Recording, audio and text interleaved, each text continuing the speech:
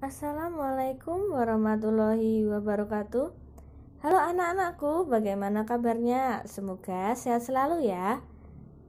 Nah, pada pertemuan kali ini, Ibu akan menjelaskan mengenai sejarah perkembangan komputer anak-anak. Sebelum Ibu menjelaskan materi pada kali ini, kita akan membahas dulu apa saja yang akan kita pelajari di semester 2 nanti ya. Yuk. Yang pertama, kita akan belajar mengenai sejarah perkembangan komputer. Yang kedua, kita akan belajar tentang konsep dasar pemrograman. Nah, yang ketiga, nanti kita akan belajar mengenai membuat rancangan produk teknologi. Anak-anak, kita langsung masuk ke materi hari ini ya. Materinya yaitu sejarah perkembangan komputer. Dahulu komputer hanya digunakan untuk perhitungan. Kini komputer telah menjadi bagian penting dalam kehidupan sehari-hari. Contoh, komputer digunakan untuk mengetik, menganalisis data, membuat film, main game, mencari informasi di browser, dan masih banyak lagi. Nah, kita lanjut ya. Sebagai contoh, apakah kalian pernah ikut berbelanja di supermarket atau Indomart, Alfamart, atau Superindo, dan pusat perbelanjaan lainnya? Ketika kalian sudah selesai belanja, kalian harus pergi ke kasir untuk membayar belanjaan kalian. Perhatikan, di kasir pasti ada komputer. Nah, komputer yang di kasir biasanya dikendalikan oleh program komputer anak-anak. Sebagai contoh, apakah kalian pernah melihat detikan yang ada di lampu lalu lintas? Detikan yang pernah kalian lihat itu dikendalikan juga oleh program komputer anak-anak.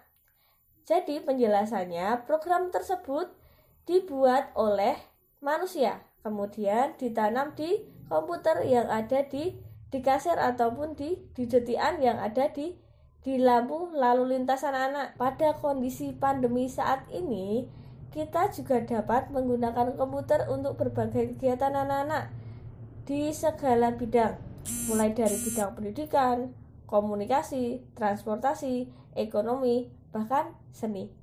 Nah, pernahkah kalian membayangkan bagaimanakah bentuk komputer pertama kali dibuat? Lalu siapa ya penemu komputer? Lalu apa dampak teknologi komputer terhadap kehidupan masyarakat? Kita bahas satu persatu ya. Coba perhatikan komputer di sekitar kalian. Coba sebutkan peran komputer dalam kehidupanmu. Berikut ini adalah komputer yang sering kita lihat dalam kehidupan sehari-hari anak-anak. Lanjut ya. Nah, di sini ada salah satu tokoh yang pertama kali menciptakan komputer. Namanya itu Charles Babbage. Adalah perancang analytical engine yang merupakan komputer mekanis pertama. Fotonya sudah ada di layar ya. Dan komputer yang pertama juga sudah ada di layar. Itu sangat besar ya anak-anak. Oke, kita lanjut lagi. Untuk contoh yang kedua. Contoh yang kedua itu tokohnya namanya Konrad Zuse. Nah, replika Z1 adalah komputer pertama yang dapat diprogram. Z1 dibuat oleh Konrad Zuse. Nah, di layar itu sudah ada contoh gambar komputer Z1 dan tokohnya yaitu Konrad Zuse. Nah, ada tokoh pembuat komputer lagi namanya Tommy Flowers. Nah, nama komputernya yaitu Colossus. Nah, namanya komputernya apa? Colossus. Colossus merupakan komputer listrik pertama yang dapat diprogram. Colossus dibuat oleh Tommy Flowers. Nah, berikut ada gambar komputernya ya. Dan ada gambar tokohnya juga namanya Mr. Tommy Flowers. Kita lanjut lagi. Nah, ini ada gabungan dari dua sahabat atau dua orang. Yang pertama J. Presper Eckert dan John Maudsley. Oke, itu adalah tokoh yang menciptakan komputer ENIAC. ENIAC merupakan komputer digital pertama. ENIAC tadi dibuat oleh J. Presper Eckert dan John Maudsley. Nah, berikut ada gambar komputernya ya di layar, dan juga ada gambar tokohnya. Lanjut ke perkembangan teknologi komputer. Perkembangan teknologi komputer terbagi menjadi 5. Di antaranya adalah generasi pertama, yaitu tahun 1940 sampai 1956. Komputer generasi ini menggunakan tabung vakum. Oleh karena ukuran tabung vakum yang besar, ukuran komputer pada masa itu pun cenderung lebih besar. Contoh komputer generasi pertama adalah ENIAC, yang ukurannya hampir sama dengan 5 ekor gajah. Wah, sangat besar ya komputer generasi ini. Coba anak-anak bayangkan, 1 ekor gajah saja dia sudah sangat besar, apalagi 5 ekor gajah. Kita lanjut lagi ya, yaitu masuk ke generasi kedua, yaitu tahun 1956 sampai 1963. Komputer generasi kedua ini menggunakan transistor yang lebih kecil daripada tabung vakum. Akibatnya komputer pun menjadi lebih kecil, kerjanya lebih cepat, dan harganya lebih murah. Contohnya adalah IBM 7070. Nah, kita lanjut lagi ke generasi yang ketiga, yaitu tahun 1964 sampai 1971. Komputer generasi ini menggunakan sirkuit terpadu yang ditanam di badan komputer. Penggunaan sirkuit ini semakin memperkecil ukuran dan mempercepat kerja komputer. Hingga kini sirkuit terpadu masih digunakan pada komputer. Kita lanjut lagi ya. Generasi keempat yaitu tahun 1972 sampai 2010. Komputer generasi ini menggunakan mikroprosesor atau lebih dikenal dengan nama CPU atau Central Processing Unit. Ukuran CPU yang kecil dan sirkuit terpadu memungkinkan pembuatan laptop. Mikroprosesor juga masih digunakan sampai saat ini. Nah, kita lanjut lagi ya. Generasi kelima yaitu tahun 2010 sampai sekarang. Komputer generasi ini merupakan awal bagi AI atau Artificial Intelligence atau kecerdasan buatan. Teknologi ini masih dalam tahap pengembangan. Salah satu contohnya adalah pengenal suara. Nah, anak-anak, sekarang kalian bisa melihat video yang berikut ini ya. Nah, video berikut ini adalah salah satu contoh robot pengenal suara. Dia bisa mengenali suara, dan robot ini biasanya menggunakan program komputer. Maju. Disetting atau dibuat oleh manusia anak-anak. Kita lihat bersama ya contohnya.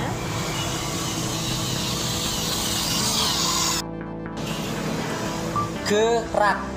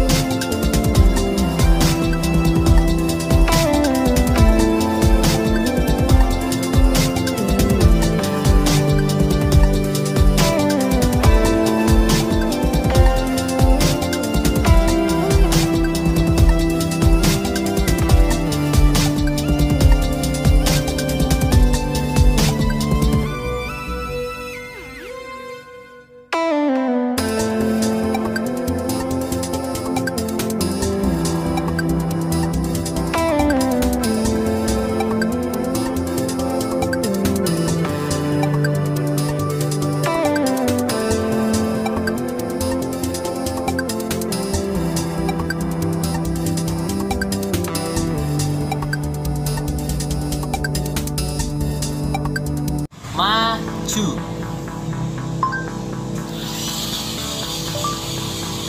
Mundur.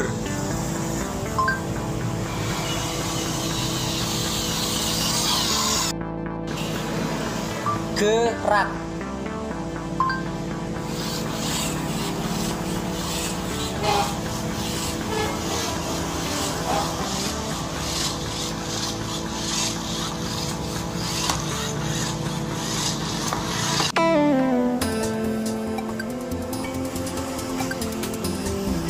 Maju.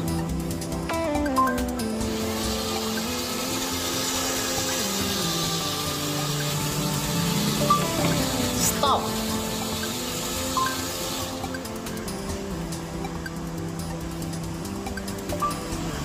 Mundur.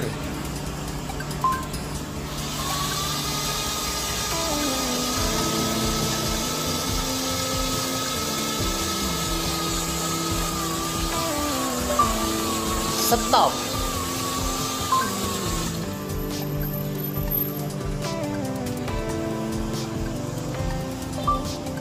Kiri.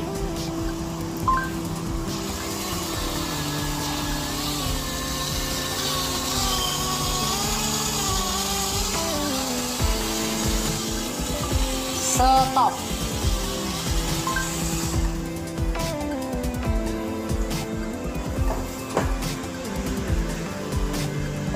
Kanan.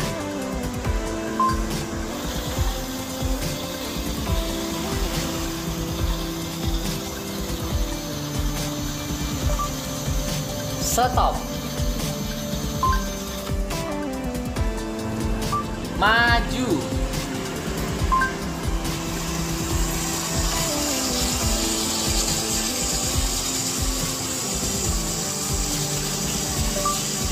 Stop.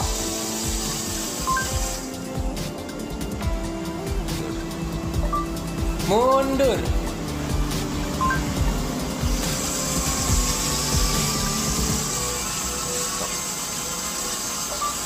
Stop. Stop.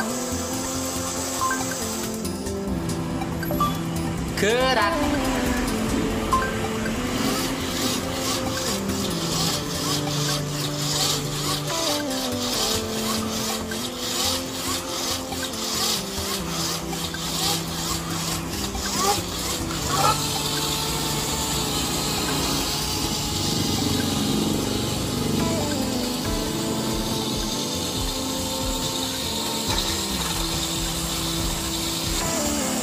Stop.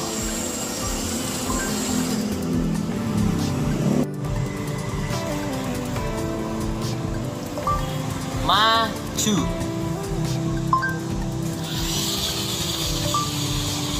Mundur.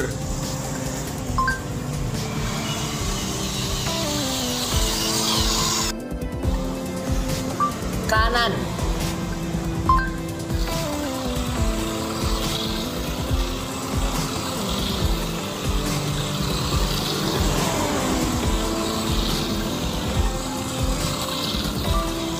Stop.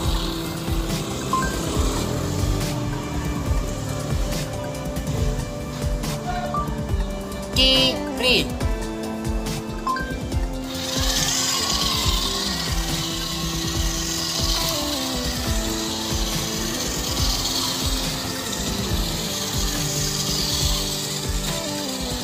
Stop.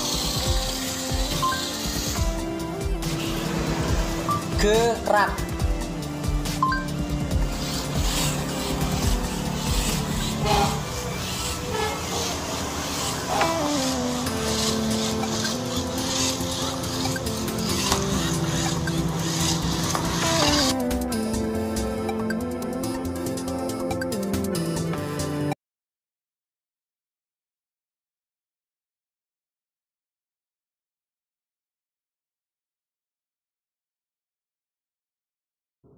Nah, anak-anak, bagaimana setelah kalian melihat video tadi? Apa kalian sudah paham dan sudah tahu contohnya?